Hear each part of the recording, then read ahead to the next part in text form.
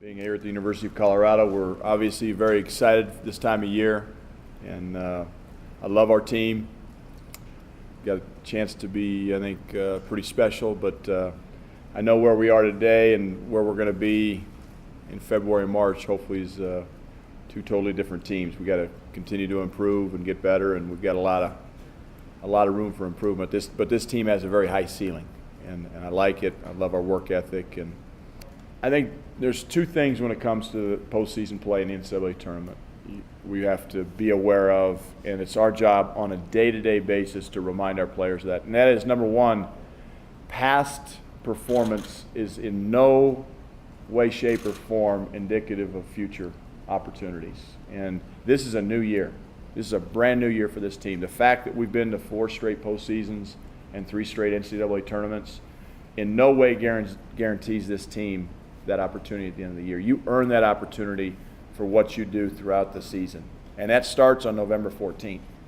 And the one challenge we have is there's not one player in our locker room who was, at my house 4 years ago when we didn't get in. And so our coaches understand that pit in the bottom of your stomach and that feeling of disappointment and disgust. Our players don't understand it. Our players, all they know is the NCAA tournament right now, the ones that are in our program. So we've got to understand that it's not a given that we're going to get there. It's hard to get there. There's a lot of good teams every year that don't get there. Those of you who followed our program since we've been here, you can make the argument that our first year's team was our most talented team and our best team. So it was our best offensive team without a question if you look at the numbers.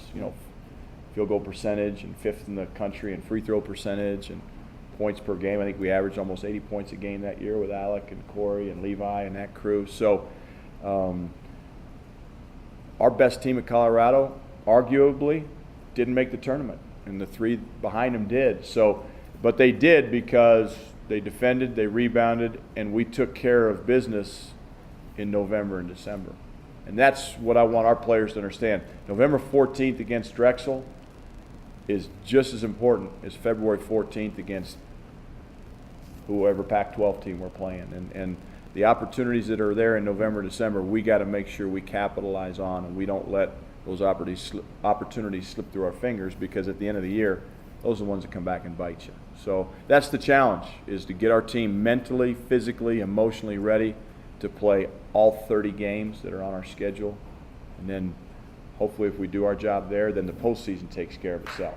Now, the second part of that, and what you're getting at, is if we're able to get to the tournament, what's the next step for this program? And without a doubt, the next step is advancing and winning a game or 2, getting to a Sweet 16, an Elite 8, a Final 4. That's the goal. There's no question. And I'm not going to shy away from that, but I also don't want to put the cart in front of the horse and just talk about NCAA tournaments being a given, because they're not a given. If they come ready to play with the eye of the tiger, with a thirst and a hunger of playing every game, with great energy and great effort, then yeah, that's a good thing. If they think that the world owes them something and we're just going to win because we show up, then the answer is no. It's a bad thing. So, this team will, every team has their own identity, and that's where leadership comes in. And again, it's my job as their coach to make sure that they understand the things that we're talking about here. A couple things about our team right now. George King and I have visited. He's going to redshirt this year.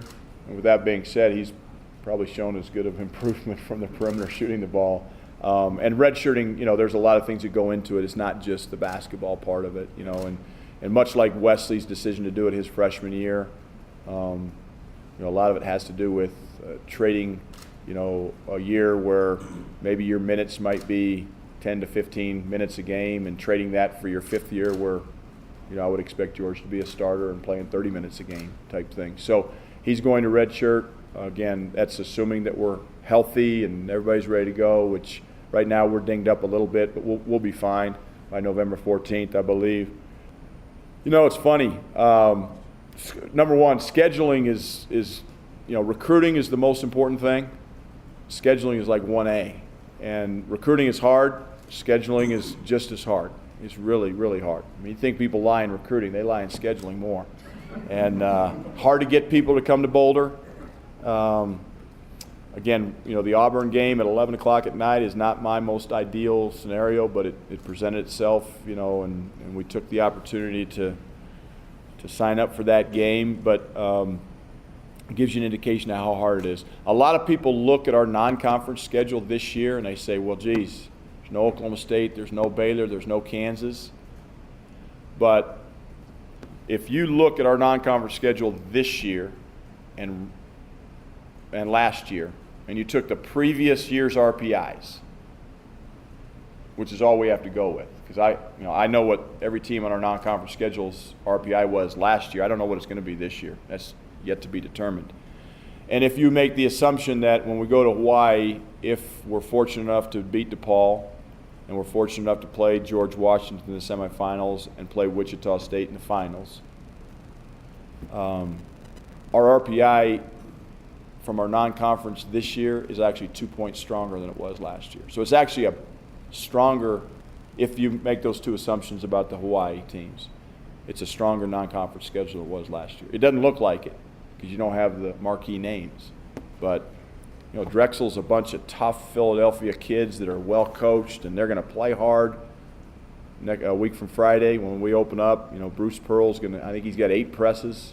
He's got 2 of them in right now. I mean, they're going to play a totally different style than, and Wyoming is a game that really, really concerns me. So there's not a lot of patsies on our schedule. Every game is a losable game, and we've got to approach it like that. Not that we're playing afraid to lose, but we better be ready to hook it up.